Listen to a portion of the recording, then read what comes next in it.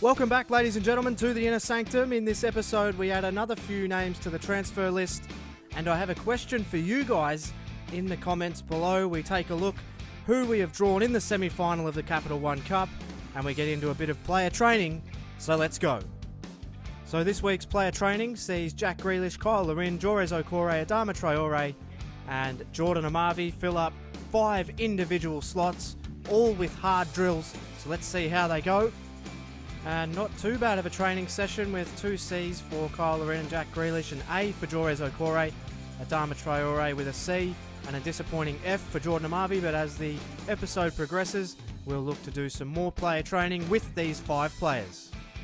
So a look now to the Capital One Cup brackets, and as you can see there, Southampton defeated Leeds, and Brighton and Hove Albion, of course, in the last episode, got the win over Tottenham Hotspur, and Arsenal got the win over Watford in a tight one, 2-1, and of course we went through to the semis in a comfortable 3-0 win over QPR.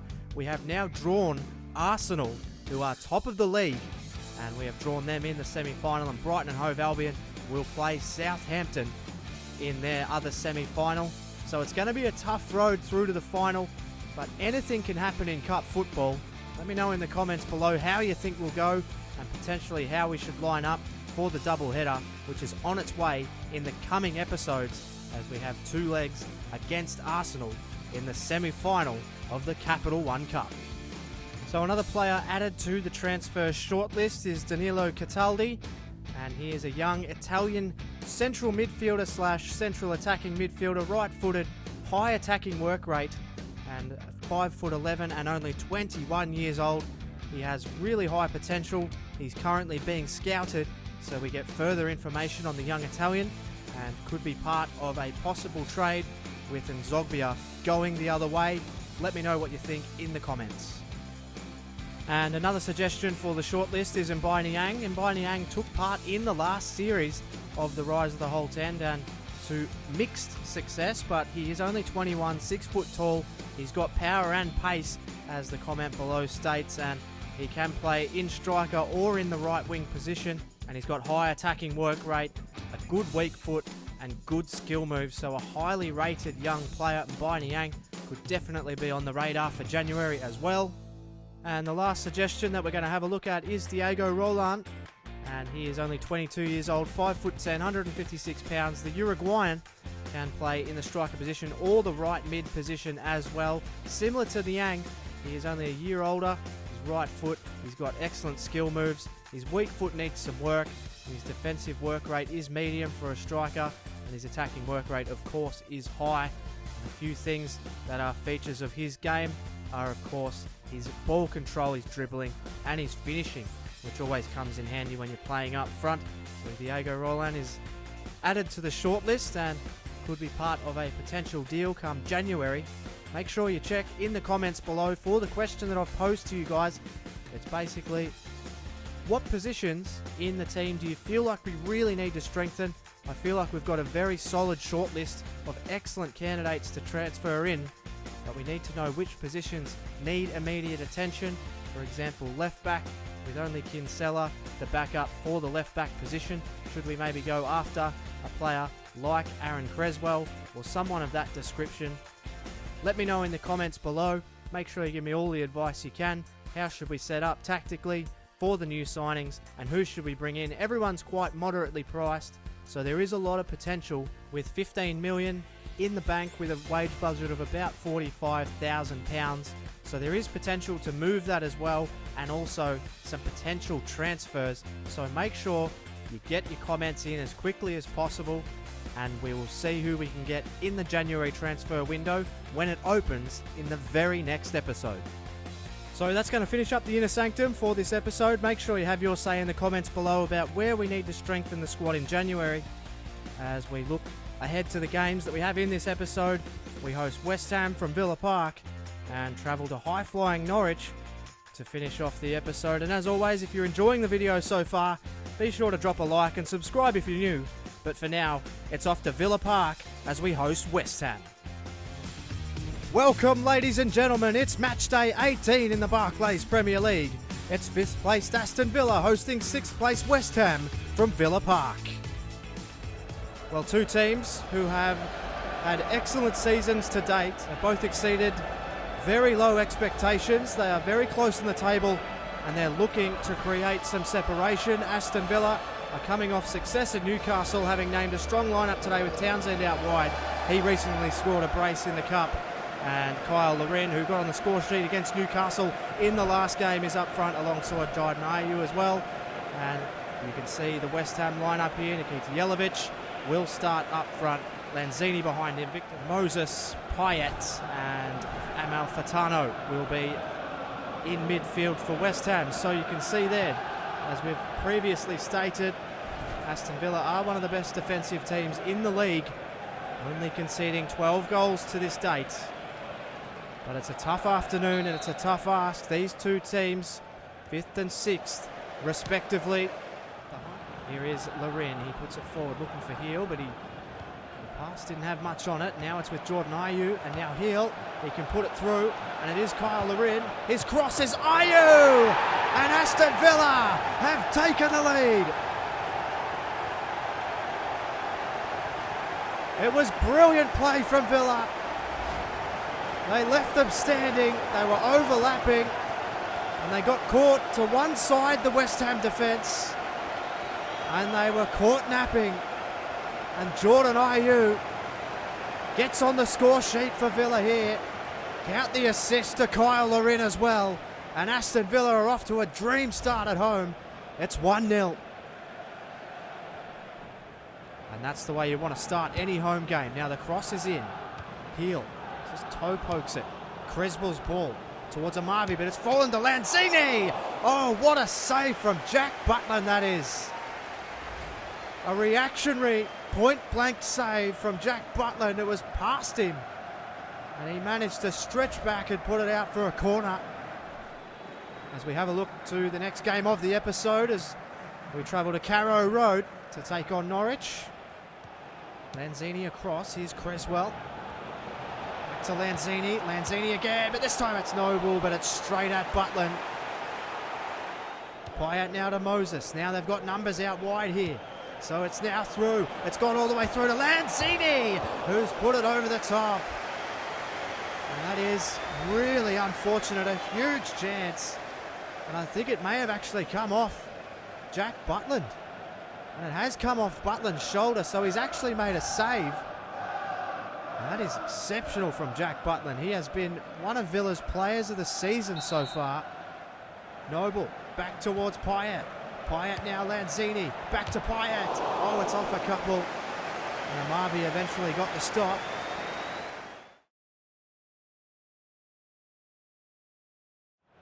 He's attacked. It's now with Noble. So Mark Noble. He's going to turn. He's in here. Moses! And I think...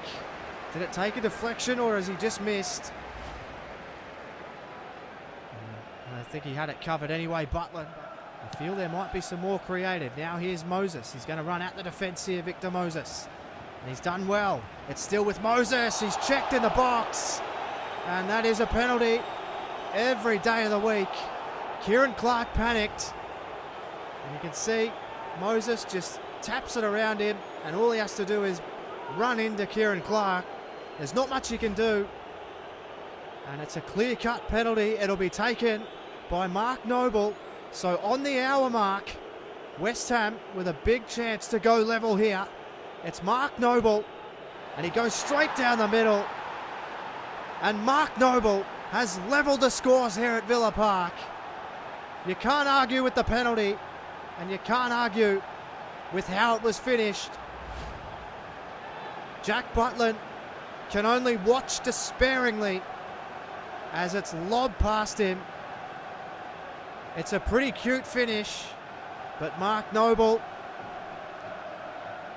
it all remains the same. They all work, they're all goals. And Mark Noble celebrates as he's put his team level. It's 1-1. And now Heel gets it out wide. It's Jordan Ayew. His cross is dangerous. And Loren chests it into his own path here. Kyle Loren, brilliant. He's going to get it back here, Loren. And he's put it over. An excellent effort from the big man. And for a big guy, he was able to bring that under control. Looks towards Kyle Lorin, who won that header down. And now it's with Townsend. So Andros Townsend, he's going to look to that back post. It's dangerous to Hill! And Carlos Hill, one of the shortest players on the ground, has put Aston Villa in front from the air. What a cross from Andros Townsend. And Hill just reads it better in the air.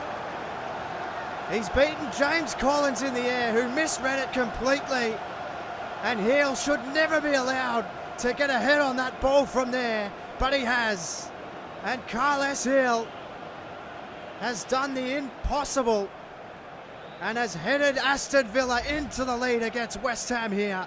It's 2-1. James Collins, his ball is a bit of a grenade. Okore won it down. Here's Jenkinson. It's hit, but only at Butland.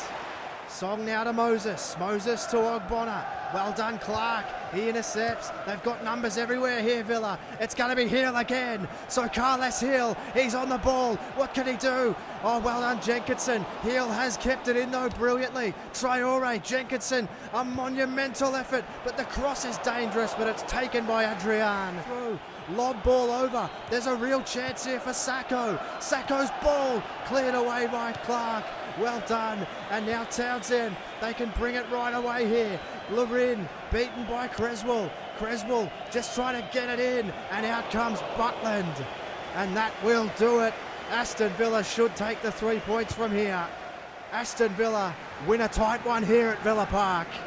And they've created some separation between 5th and 6th. And that's all you can ask for. An excellent performance from Villa, spurred on by the home support. West Ham fought really hard. They did everything they could. They had their fair share of chances, but they were unable to put them away when it mattered. Aston Villa, through a Carlos Hill header, took the lead late in the game. And they have run out here 2-1 winners as we move on to the next game of the episode. It's Norwich City versus Aston Villa. So some more player training with the same 5 players that we had in the inner sanctum. Let's see how they do. And a pretty disappointing training session. F for Grealish, D for Lorin, D for Okore, C for Adama. But the C from Jordan Amavi got him up towards that 76. So we'll have to wait and see how these players progress with further training. Welcome, ladies and gentlemen. It's match day 19 in the Barclays Premier League. It's 4th versus 5th as Aston Villa have travelled to Carrow Road to take on Norwich. Well, with only 1 day's break between fixtures for both teams, they will be both almost completely changed from their last outings, and it comes at a frustrating time for these teams as this could loom as a huge clash. You see the Norwich team here. Gary Hooper will start up front. O'Neill just behind him. Matty Jarvis, Bennett and Thompson will make up the midfield for Norwich. And for Aston Villa, they've gone with a 5-man midfield with Jack Grealish and Gary Gardner in attacking midfield spots, with Rudy Gested leading the line, and the midfield is anchored by Idrissa Gana, and Gabriel Agbonlahor makes a return. Roger East is the referee here at Carrow Road. It's a beautiful day. Puts it out wide. Idrissa Gana plays to Jack Grealish, who then, now he's got space out here, and it is Gary Gardner, and he makes absolutely no mistake. And what a start for Villa. Gary Gardner found himself in acres of space. Rudy Gested saw it early, played a perfectly weighted ball through, and Gary Gardner, who has the armband on today, has really lived up to that billing. And that is absolutely excellent stuff. You can see Gardner make his run. And the right back there, absolutely out of position. And Gardner, no Premier League player in that position should miss from there. And Gary Gardner has been sensational in his last 2 appearances. And he's trying to force his way into the team. It's 1-0. It's Ojeda. And Ojeda now, he's going to take a shot. That's off the post. Now Thompson. Now O'Neill. It's back. It's Matty Jarvis. It's Ojeda. And that is as good a response as you could have hoped for. Sensational from Norwich, and they hit straight back. And Carrow Road is on its feet. Norwich City have answered the only way you can. And that's to answer straight back with a goal. He's done really well there, the young man. And now Kinsella. Oh, brilliant stuff. That was hard stuff from Kinsella. He ran flat out, touched the ball forward, and it's a yellow card for Wisdom. So this is a big chance here. It's come in, it's off Bennett, and Bunn, he tried to save, Wisdom hit it, and Bunn had to get down on it, and that was so close again. Gested, he's brushed past his man here, and Rudy Gested turns in. It's not a bad effort, it's just wide. And so both teams with excellent opportunities. Gested did get the right spin on that. Couldn't bring it back enough though. It's with Ajita, and now it's with Hooper. And Hooper's shot deflected into the path of Jarvis. Jarvis got the cross in, it's dangerous! And Thompson just puts it wide. So Norwich right on the death of half time. So close. It's still 1-1.